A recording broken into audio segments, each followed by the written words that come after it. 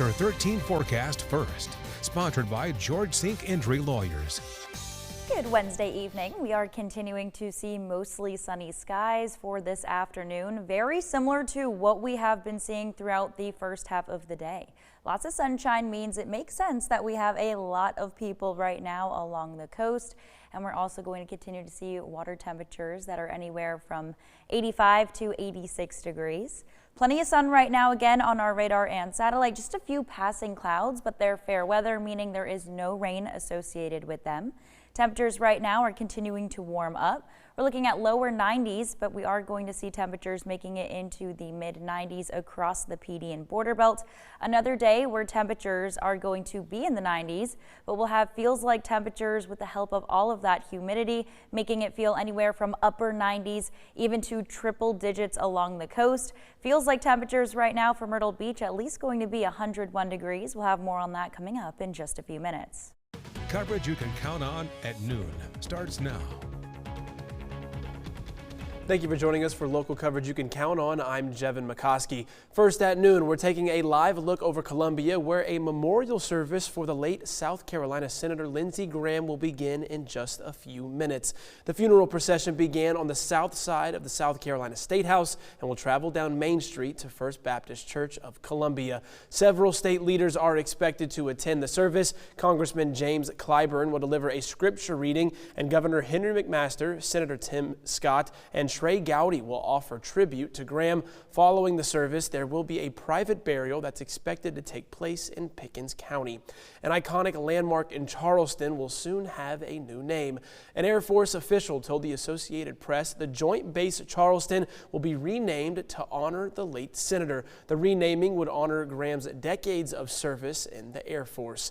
And breaking news now, North Myrtle Beach police are asking the public to avoid the area where an active police incident is taking place. Our team is on the scene and said there are more than 15 police vehicles around Causey Drive, including officers from both North Myrtle and Horry County Police Departments, as well as SWAT team members. Police also announced that the west side of 27th Avenue South has been closed to vehicle traffic as officers continue monitoring the situation. Make sure to count on us for updates as we get them. Laurinburg police say a man has been arrested after an alleged sex crime with a minor. Police say Nelson Spelvelda has been charged with statutory sex offense by an adult and indecent liberties with a minor. Police accuse him of inappropriately touching and photographing a minor between 2022 and 2024 after a search warrant at his home sees several electronic photographing and recording devices. He was taken into custody yesterday. The South Carolina Highway Patrol says one person was killed and 2 others are in the hospital after 2 separate rollover crashes. The fatal crash happened just before 8 last night at the intersection of Pamplico Highway and Willard Henry Road. Troopers say the driver of a 2010 Mitsubishi was traveling south when they ran off the side of the road, hit a culvert, and overturned. They died on the scene. Their identity has not been revealed. This came after another crash in Johnsonville in the area of First Neck Road near Lake City Highway. Firefighters arrived around 7:45 last night to find a vehicle flipped over, trapping 2 people inside. Both were rescued and taken to the hospital for treatment. Their conditions have yet to be released. The Highway Patrol investigates both crashes. Multiple current and former members of the McBee Police Department, as well as the mayor, turned themselves into agents with the South Carolina Law Enforcement Division. SLED charged Mayor Glenn Odom with criminal conspiracy and 3 counts of misconduct in office. These are the same charges SLED filed against Odom's police chief Timmy Knight, former chief Mike Irvin, and former police captain Greg Block. The charging documents describe Odom and his co-conspirators' actions as corrupt behavior and actions that violated the public trust. Court records accuse Odom of conspiring with his police force, and using his influence to force McBee police into a ticket quota, to write at least 10 tickets a day and to hit high publics with fines. A day is what they wanted, 10 tickets per day. They told me you can sit at this corner and write a few, you can go at this corner and write a few. He said you can go at each end of McBee and write a few and you can get 10 a day. That's what we want.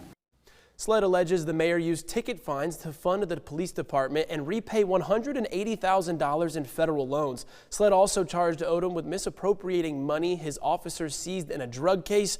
Odom, according to the court record, called the town's bank and took $35,000 of the seized money out of the narcotics fund and moved it into the town's general fund.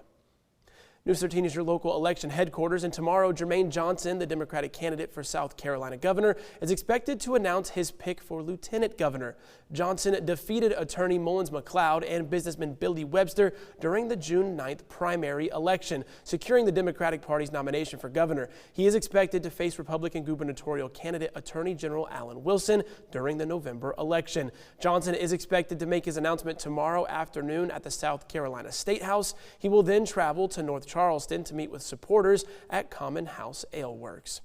North Carolina's top attorney is suing the federal government. Attorney General Jeff Jackson accuses FEMA of threatening to withhold more than $1 billion meant to help keep North Carolinians safe.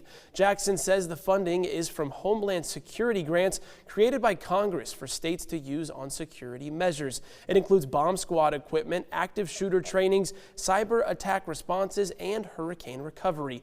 To receive the money, states have to comply with two conditions: allowing DHS to cancel any federal grant at any time and changing how they run elections. FEMA is not the election people. FEMA is the hurricane people. They have no authority here whatsoever. Congress has a little bit of authority here, and Congress hasn't given that authority to FEMA. Several other attorneys general are joining in on the lawsuit. Jackson previously sued FEMA and DHS for withholding funding and won. News 13 on-time traffic, sponsored by Joy Law Firm. Just call Joy.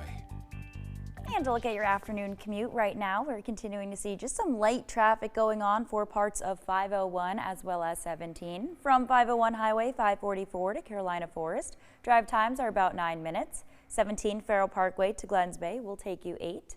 17 Mr. Joe White to 82nd Parkway right now is moving about 12 minutes. And we are seeing right now some more clear roads across the area, but near Lumberton all the way up for parts closer towards a little bit more farther north, we are continuing to see just a little bit of some slowdowns, although for downtown Florence, roads are continuing to move smoothly. 52 Palmetto to I-95 will take you 8 minutes, and 95 TV Road to 76 is moving on time with 10. Krista, thank you. Dr. Anthony Fauci is on Capitol Hill today testifying before a Republican-led Senate committee over his involvement in the COVID-19 response. But he's not saying much. Washington correspondent Trevor Shirley has the story. Dr. Anthony Fauci was subpoenaed by this committee, but so far has invoked his Fifth Amendment right. The hearing before the Senate Homeland Security Committee aims to investigate the United States' response to the COVID-19 pandemic. Over the weekend, the committee forced the release of Dr. Fauci's so-called diary, a collection of his personal notes written during the pandemic when he served as one of the nation's top health officials responding to the outbreak. Republicans on the committee, in particular Senator Rand Paul of Kentucky, accused Fauci of saying one thing in public and another in his private notes. Specifically, Senator Paul argues the diary reveals Dr. Fauci felt differently in private about the origins of the virus than what he said publicly at the time. Senator Paul also claims the virus was released or escaped from a Chinese lab, but U.S. intelligence remains inconclusive on the issue. Furthermore, Senator Paul has accused Dr. Fauci of becoming enamored with his own public profile, putting his own ambitions above public health. Dr. Fauci has denied that previously and repeatedly said his focus was on saving lives. During today's hearing, he refused to engage with any questions beyond his opening statement, instead choosing to invoke his Fifth Amendment right not to self-incriminate.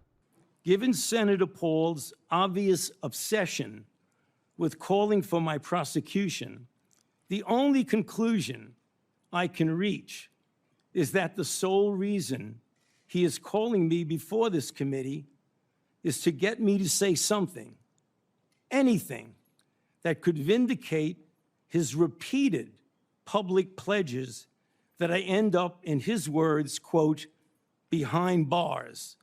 Publicly, Anthony Fauci promoted the theory that the virus arose naturally, while privately, he was well aware of a mountain of evidence suggesting the virus originated in the lab.